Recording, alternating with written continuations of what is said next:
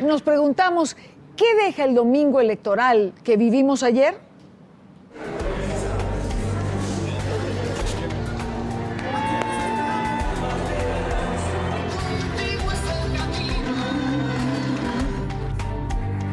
La Argentina necesita un cambio y nosotros estamos dispuestos a llevarlo a cabo. ¡Vamos, Argentina! ¡Todos juntos! Seguiré buscando los puntos de encuentro necesarios para alcanzar definitivamente la victoria de todos los argentinos. Bienvenidos, esta es su noche. Pero sí tengo un corazón inflamado que ama a esta nación y que vamos a luchar juntos por ella. Hagamos la ciudad que nos merecemos nosotros y nuestros hijos. Muchas gracias.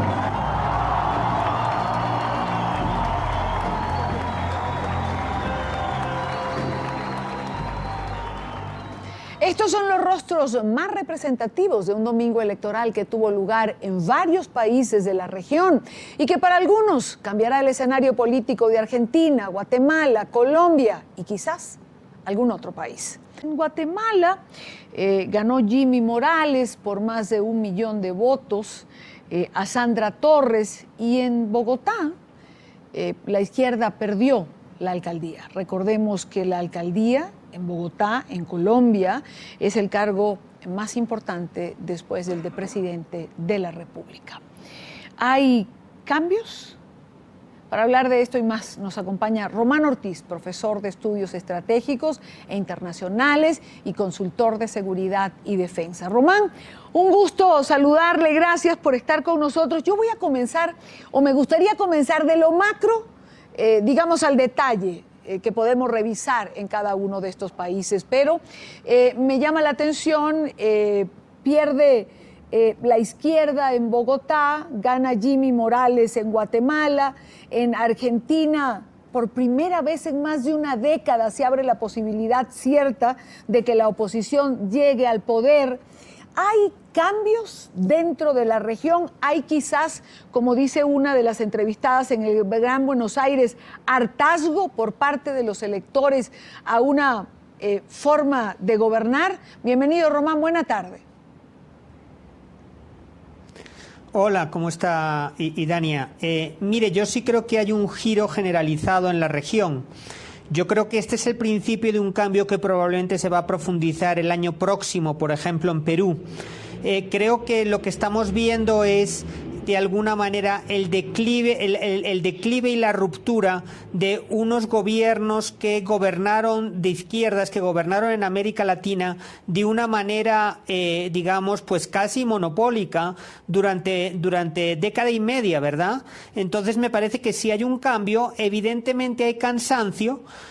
Yo creo que la izquierda ha perdido de alguna manera el appeal, el atractivo de algo nuevo con el que se presentó hace 15 años y ha incurrido en una serie de pecados muy graves que ha terminado cansando a los votantes de la región. Cada país, como usted señalaba muy bien, es una historia un poquito distinta, pero el modelo que condujo a permanecer en el poder a la izquierda durante tanto tiempo está roto, ¿verdad?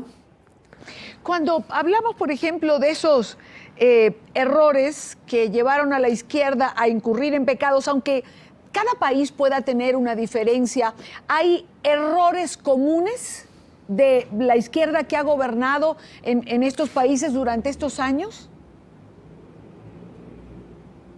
Yo creo que sí, yo creo que hay 2 o 3 cuestiones que me parece que son comunes a unos países que por otra parte son muy distintos, ¿verdad? Déjeme que mencione algunos. Primero, me parece que hay un giro o una apuesta por un comportamiento muy populista, donde lo que se busca es, por encima de todo, tomar decisiones para acumular capital político por encima de sacrificar economía, equilibrio macroeconómico, institucionalidad, etcétera. Es decir, prima lo ideológico por un lado y prima también la búsqueda de respaldo político por encima de la buena gestión.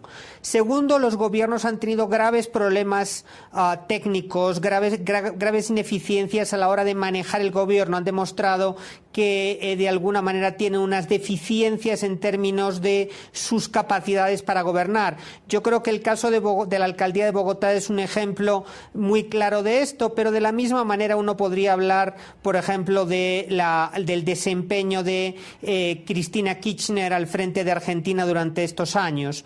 Y finalmente, por último, creo que es muy importante señalar que la izquierda, o por lo menos una parte de la izquierda, ha revelado que tiene un sesgo autoritario muy fuerte, ¿verdad? Es decir, la forma en la que se ha marginado y se está marginando a la oposición, de la manera en la que se la deslegitima, como si los únicos que tuvieran el monopolio de la democracia son aquellos que tienen un particular tono político, me parece que es otro de los grandes pecados que han tenido estos gobiernos, ¿verdad?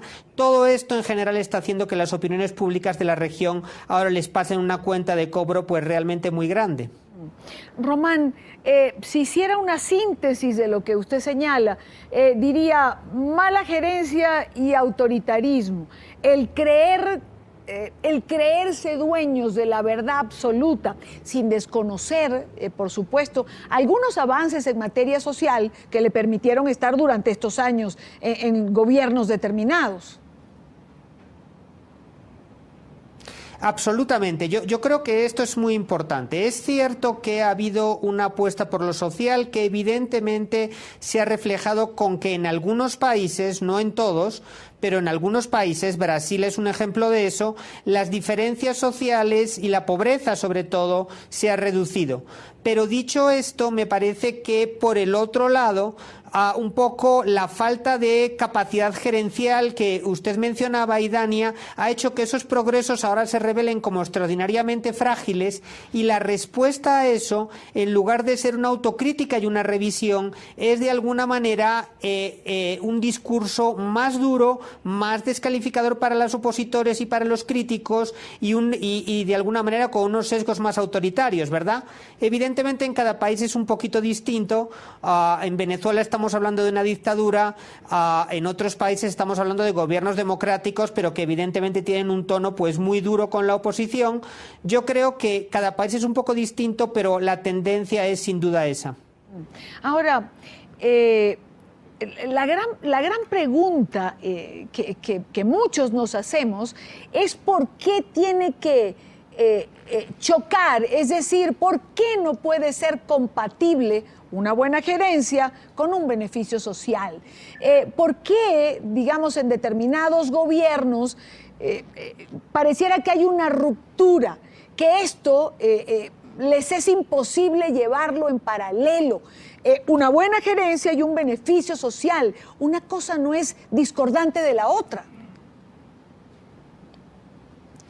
No, absolutamente no, Idania. Yo creo que usted tiene mucha razón. Yo creo que la lección más clara de que eso es perfectamente compatible es la izquierda socialdemócrata en Europa, los laboristas británicos, los socialistas españoles o los socialistas franceses en su momento. Me parece que aquí la clave está en una sola palabra, y la palabra es ideología. Cuando lo que pesa son unos planteamientos ideológicos trasnochados, por encima de las realidades de cómo funciona la economía mundial, de cuáles son las posibilidades y también las limitaciones de las instituciones. Cuando todo eso se piensa que no importa y simplemente se piensa con el deseo y con unos criterios ideológicos viejos, el resultado es lo que tenemos: mala gerencia y unos progresos que en el mejor de los casos son muy frágiles y en el peor se trata simplemente de una mascarada, ¿verdad? Ahora, vayamos a puntos particulares. Por ejemplo, Argentina. ¿Será la oposición capaz de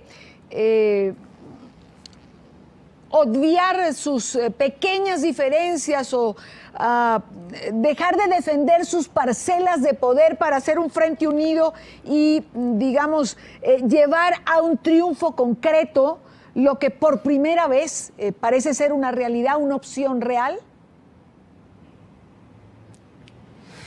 Pues yo creo que existe una posibilidad de que Macri encabece un frente opositor sólido contra pues lo que ha sido el monopolio en el poder de Cristina Kirchner y antes de su esposo, pero lo que sí me parece importante señalar es las dificultades que implican semejante tarea, ¿verdad? Yo creo que de alguna manera lo que va a hacer ahora el sector del peronismo que está cercano al gobierno, el sector del peronismo que está bajo el control de Cristina, es claramente movilizarse al máximo y poner y utilizar todas las palancas que le da el control del Estado para evitar perder la siguiente ronda electoral. Entonces me parece que el reto para Macri no es imposible, pero es muy, muy difícil. Yo creo que en cualquier caso, incluso si el candidato oficialista ganase la elección y derrotase a Macri, de alguna manera el kirchnerismo, esa forma de peronismo de izquierdas, tiene sus días contados. Yo creo que lo único que va a pasar es un poquito lo que está pasando ahora en Brasil, ¿verdad?, que después de que Dilma Rousseff hiciese todo lo posible para quedarse en el poder, pues ahora se encuentra con que tiene unos problemas de gobernabilidad muy profundos. Eso y más, porque la situación argentina es más compleja que la brasilera, es lo que podría enfrentar el candidato oficialista Scioli si finalmente pues llega al poder y consigue derrotar a Macri, ¿verdad? Vayamos a Guatemala, donde en una situación complicada, corrupción, el presidente anterior preso, el factor antipolítica, Jimmy Morales viene de la actuación, a ratos se quisiera desdibujar la capacidad que pueda tener porque tiene de profesión cómico. Pero recordemos también que Ronald Reagan era actor y hoy en día pues se reconoce en Estados Unidos como uno de los mejores presidentes republicanos. Es decir, esto no le descalifica per se. Lo que sí es importante es ese factor antipolítico que muestra quizás el hartazgo de la gente por la política tradicional. Sí, a mí me parece, Idania, que lo que usted menciona es muy relevante. Un sector importante de la prensa ha atacado a Jimmy Morales por su pasado como cómico o como actor. Me parece que es muy interesante que eso sucede básicamente porque los planteamientos políticos de Morales no coinciden con los planteamientos de ciertos medios de comunicación, pero que en otras ocasiones críticas de ese tipo habrían sido tachadas y acusadas de ser discriminatorias, insultantes, etcétera. Dicho esto, yo creo que los tres candidatos en Guatemala tenían un sesgo muy fuerte antipolítico, es decir, los tres candidatos, quiero decir, anteriormente había habido un candidato mucho más populista que fue derrotado en la primera vuelta, ¿verdad? Los dos que corrían ahorita, tanto Morales como Sandra Torres, tenían un sesgo antipolítico. Lo interesante aquí es que los votantes se inclinaron por Morales, entre otras cosas porque Sandra Torres representa a un gobierno de centro izquierda que ya gobernó Guatemala, esta vez con la presidencia de su exmarido, del presidente Colón, y que tenía un sesgo de centro izquierda que aparentemente los votantes guatemaltecos no quieren repetir.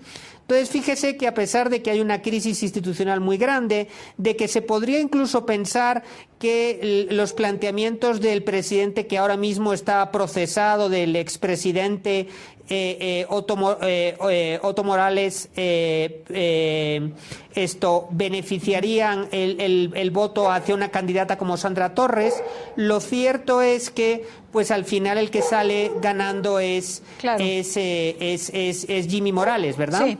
Ahora, Román, no quiero despedirle sin preguntar, ¿cómo influye de alguna manera esto en elecciones que tenemos por delante? Por ejemplo, Venezuela, que va a elecciones de la Asamblea Nacional el 6 de diciembre, que aunque no son presidenciales, evidentemente tienen una gran importancia, uno por las encuestas que no favorecen al gobierno y porque la Asamblea en manos de la oposición podría dibujar de alguna forma otro mapa político, recuperar institucionalidad perdida, por ejemplo, en Venezuela. Mire, Dania, yo creo que esto lo que hace básicamente es levantar las apuestas todavía más para el 6 de diciembre. Yo creo que esto, sin lugar a dudas, a Nicolás Maduro y el resto del chavismo le tiene que haber sembrado un pánico muy profundo, en la medida en que ahora es claro que pueden perder las elecciones, por si acaso tenían alguna duda, teniendo en cuenta que básicamente 3/4 partes de los votantes venezolanos rechazan al régimen chavista. Dicho esto, esto abre dos posibilidades. Una, que un sector del chavismo asuma que de alguna manera va a tener que abandonar el poder y busque una salida, de alguna manera, una puerta de escape negociada, o por otra parte que un sector mucho más duro trate de manipular las elecciones e imponerse por la fuerza y finalmente quitarse la poca máscara que le queda y dejar claro que se tratan de una pura y simple dictadura. Yo creo que probablemente esa es la tensión que ahora está dividiendo al chavismo en Venezuela. Yo creo que quien gane, quien sea el sector del régimen que se imponga, va a determinar si el 6 de diciembre es una puerta a una transición pacífica hacia la democracia en Venezuela, o por el contrario lo que tenemos pues es una escalada represiva de consecuencias imprevisibles, ¿verdad? Pues quiero agradecer a Román Ortiz, profesor de Estudios Estratégicos e Internacionales, consultor de Seguridad y Defensa, por estar con nosotros en la tarde de NTN 24. Muchas gracias a usted, Dania. Buena tarde, Román.